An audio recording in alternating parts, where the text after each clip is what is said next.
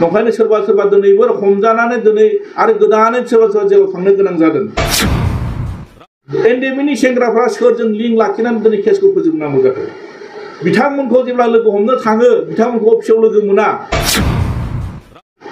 जोङो बुंदों जुदि जोंनि सेंग्राफोरनि केसखौ फोजोबनोब्ला दायित्व लानांगोन। बर्तमान सरकारा सुक्ति खालायना फैदों सुक्तिखारिफ्रानो दिनै गभर्नमेन्ट सालायबाय थादों। 24 आरो 25 2024 आरो 2005 देग्लायनि बाजेट जितु बिटिसिआव जानानै थांदों 18 आरो 19आव बे 18 आरो 19नि बाजेट बे बाजेटनि सायाव आं माखासे रायजो राजाफोरनो माखासे खेंफोरथि होनो सानदों। मानोना दिनै बर्तमान जाय इउपिपिएल सरकार प्रमद बर'नि दैदेननाय सरकारा जिबायदियै गोबां रोखोमनि डेभेलप जादों बा गोबां खामानि मावदों होननानै बिथांमोना जिबायदि खोथा बुंदों नाथाय बिथांमोना बे नंखाय। मानोना बिथांमोना बिटिसिआव जेरैबायदि उन्नयन खालामनांगौमोन जेरैबायदियै जौगाहोनांगौमोन बेबायदि बिथांमोना मावनो हायाखै। मानोना नैबे बाजेटआनो फोरमायगोन बे बाजेटआनो फोरमायगोन थांनाय बोसोरनि 2023 आरो 2024 मायथाइनि जितु बोसोरारि जितु रां बावजा जितु बाजेट बे बाजेटआव बिथांमोना मोनदोंमोन गासै 800 कौटि 800 crore बिथांमोना मोनदोंमोन। नाथाय देग्लायनि जितु रां बावजा देग्लायनि बाजेटआव बिथांमोना माने 803 कौटि 803 crore बिथांमोना देग्लाय मोनदों। बेहायनो फोरमान। मानोना बिथांमोना बिराद मावदों होननानै रायजो राजानि गेजेराव जिबायदि बाथ्रा बुङो बे गासिबो नंखाय। बिथांमोना मावनो हायाखै। बिथांमोननि खामानि मावनायनि सायावनो जों मोनसे नोंथांमोननि सिगाङाव रोखायै फोरमायनो सानदों। बिथांमोना थांनाय बोसोरनि जितु फैसा हरनाय एसओइडि फान्डनि बे एसओइडि फान्डआव बिथांमोना रोखायै बिथांमोना फोरमायदों गासै बेहाय आनस्पेन्ड बिथांमोना खरसा खालामनो हायाखै। 800 कौटिनि गेजेराव बिथांमोना खरसा खालामनो हायाखै। गासै 140 कौटि 87 लाख 140 crore 87 लाख बिथांमोना थांनाय बोसोरनि फैसाखौ खरसा खालामनो हायाखै। बे फैसाया अलरेडि दिनैसिमबो बिथांमोननि आखायाव गैला। अलरेडि बे फैसा रिटार्न थांफिनसिगोन। मानोना दिनै बिथांमोना बुंनो नागिरदों बिराद खामानि मावदों। दिनै फैसाया मानो दिनै खरसा खालामनो हायाखै बिथांमोना दिनै बुंनो नागिरो जों बिटिसिआव गोबां रोखोमनि खामानि मावबाय गोबां रोखोमनि डेभेलपमेन्ट जाबाय। बिथांमोना जितु रांखौनो जुदि खरसा खालामनो हायाबा बबेयाव डेभेलपमेन्ट जादों? नंखायनो आं दिनै रायजो राजानो बेखौ रोखायै फोरमायनो सानदों। बिथांमोना बुंनाय बाथ्राया नंखाय। खोथायाव बिराद मोजां खोथा बुङो बिथांमोना बिराद डेभेलपमेन्टनि खोथा बुङो उन्नयननि खोथा बुङो। नाथाय दिनै जों नुनो मोनदों एसओइडि फान्डनिफ्राय जितु फैनाय फैसा बे फैनाय फैसाखौनो बिथांमोना खरसा खालामजोबनो हायाखै। बेथ' फोरमान ना। नंखायनो आं दिनै नोंथांमोननि मिडियानि जुगिदि आं रायजो राजानो फोरमायनो सानदों बिथांमोना दिनै बे माने 140 crore दिनै बिथांमोना जायफोर लायबिलिटिस दं जायफोर दिनै ठिकादारफोर बिथांमोननो मानो बिलखौ होनो हायाखै? बेफोर खोथाखौ जों बिथांमोननि सिगाङाव सोङोब्ला बिथांमोना माखासे नंखाय फोलानानै बिथांमोना बाथ्राखौ माने खोमानानै दोननो नागिरो। नंखायनो दिनै जों रायजो राजानि गेजेराव फोरमायथारनांगोन आरो बुंथारनांगोन बिथांमोना दिनै इसां डेभेलपमेन्ट खालामदोंब्ला दिनै थाखाया मानो बारा फैयाखै? दिनै जों मिथिगौ बोसोरफ्रोमबो 10% खरि जोंहा इनहेन्स जानांगौ 10% खरि जोंहा इनक्रिज जानांगौ बारायनांगौ। दिनै मानो बारायाखै? बिथांमोना थारमाने मावनो हायाखै। नंखायनो दिनै बिथांमोननि बुंनाय जेसेबांनाखि मिशनानो ला बिजनानो ला बिथांमोना थांखिखौ रायजो राजानो सिगाङाव दोननानै फोरमायो खिन्थु दिनै बिथांमोना बे थांखिखौ मावफुंनो हायाखै। नंखायनो आं दिनै माखासे रायजो राजानि गेजेराव बेखौ फोरमायनो सानो जों अपोजिसन जानानै माखासे रायजोनि गोसोनि साननाय बाथ्राफोरखौ जों फोरमायदों जों सोंदों रायजो राजाफोरनि खोथाफोरखौ जों बुंदों आरो बेखौ बिथांमोना दिनै बुंनो नागिरो गासिबो गावसोर गासैबो खामानि मावजोबनाय खोथा बुङो। दिनै नंखाय खोथा फोलादों बिथांमोना। दिनै एमवाइसनि गेजेरजों 1500 कौटि थाखा फैनाय बेखौ दिनैसिमबो बिथांमोना थाइसेबो थाखा लाबोनो हायाखै। दिनै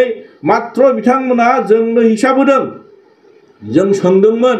जे एसेम्ब्लियाव नोंथांमोना बे 1500 कौटि थाखानि गेजेराव दिनैसिम मा प्रजेक्ट दिनै नोंथांमोना लाबोना होफैनो हाखो मा मावखो? दिनै बिथांमोना जोंनो मोनसे थयथ होदों। बे थयथआव दिनै बिथांमोना मात्र 6टा प्रजेक्ट अलरेडि बिथांमोना लाबोबाय होनना बुंदों। बिनि गेजेरावबो दिनै बे 6टा प्रजेक्टआव बिथांमोना माने 115 crore 71,000 अलरेडि बिथांमोना बे खामानिखौ स्टार्ट खालामबाय होनना बुंदों दिनैथ' मावजेनाखैनो बिथांमोना टेन्डार प्रसेस जादों होनना बुंदों दिनै खामानिया मावाखै थारमाने थाइसेबो फैसा फैयाखै बेथ' फोरमान ना नंखायनो दिनै बिथांमोननि बुंनायजों आरो बिथांमोननि मावनायजों मोनसेबो गोरोबा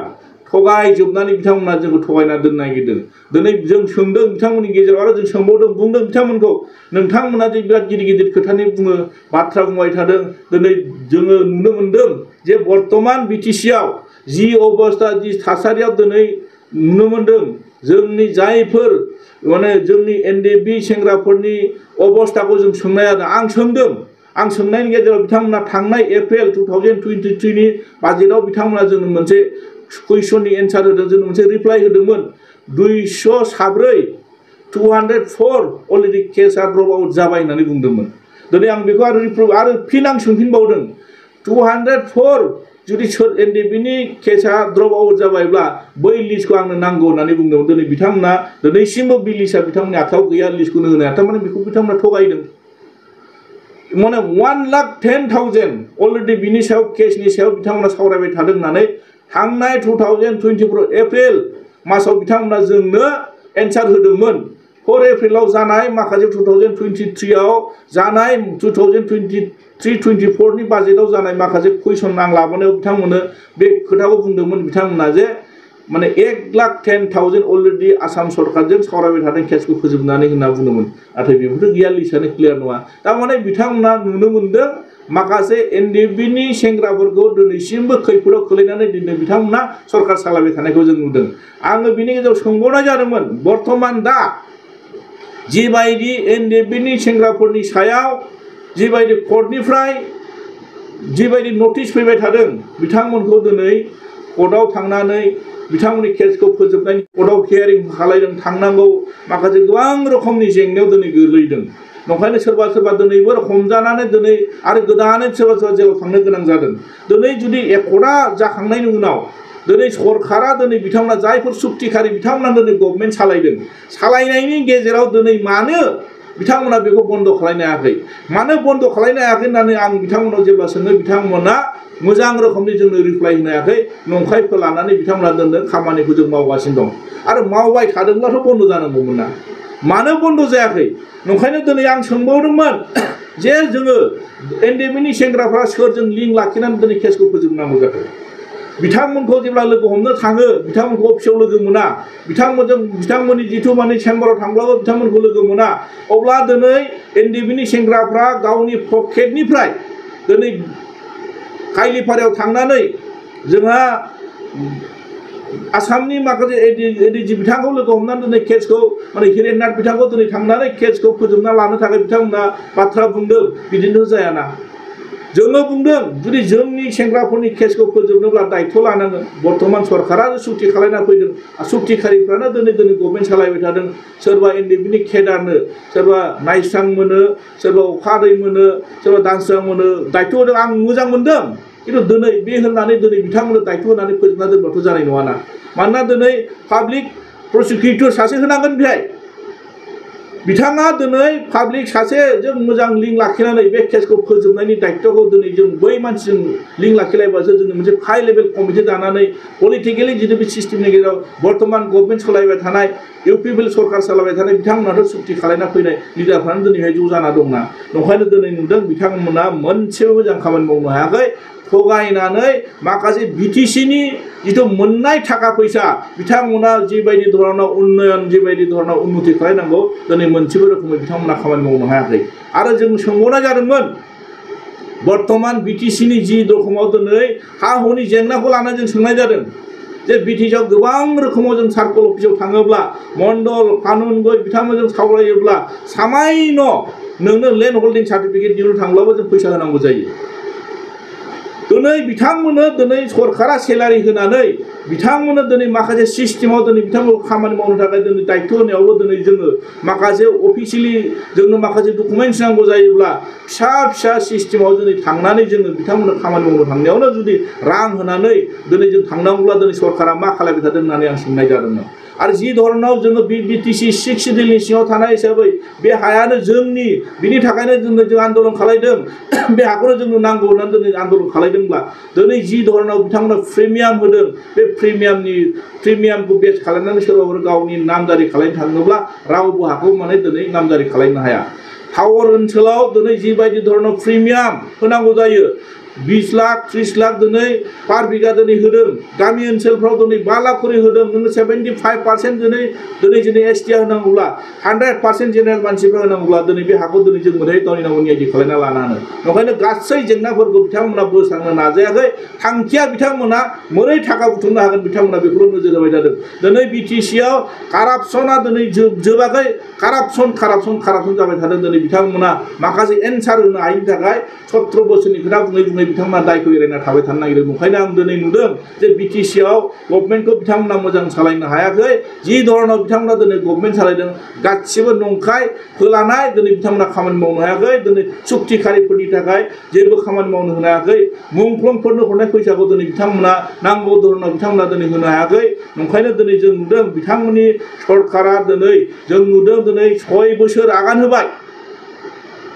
6 बोसोर आगान होबाय दिनै बिटिआर दिनै बिथांमोना बुंबाय थादों बुंथों नामा सोलायनांगौ सोलायदों जा बुंनांगौ दरखार गैया बिथांमोना दिनै जि बाथ्रा होदों मावनांगौ जों बेखौ खावलायदों मावनो हायाब्ला बिथांमोना दिनै रायजो राजानि सापर्ट मोनगोन दिनै मावनो हायाखैना मानोना सुक्तिया दिनैसिमबो मोनसेबो दफाया मोजां रोखोमै इमप्लिमेन्टेसन जायाखै गासिबो आद्रा खिथिया जानानै दङ दिनै नंखायनो दिनै बिटिसिनि दफाखौ दिनै मावफुंबाय थादों होननानै बुंबा जानाय नङा डिपार्टमेन्टआ दिनैसिमबो मोनसेबो बारा फैयाखै दासिमबो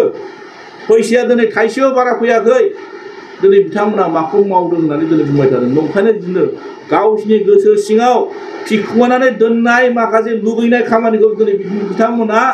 सोरनिबा सायाव खिथेर होखारनानै दिनै बिथांमोना खामानिखौ आदाय खालामना लानो नागिरबाय थादों ओंखायनो रायजो राजा नोंथांमोन जोंहा सम सफैबाय बिथांमोना जे थगायसुला बिथांमोना जे थगायनानै सरकार सालायबाय थादों नांगौ रोखोमनि दिनै डेभेलपमेन्टनि स्किम जेबो मावनो हायाखै बे बाजेटआनो दिनै बे 2024 माने 2024 आरो 2025 मायथाइनि जिथु बाजेट बे बाजेटआनो रोखा फोरमायदों ओंखायनो दिनै बे सरकारखौ सम सफैबाय रायजो राजाफ्रा डिसिसन लानानै सम बायदियै बिनि फिननायखौ होनो थाखाय आं साफ्रोमबो रायजो राजा साफ्रोमबो भटारखौ आं खावलायनाय थाबाय आरो गोजोन्थों।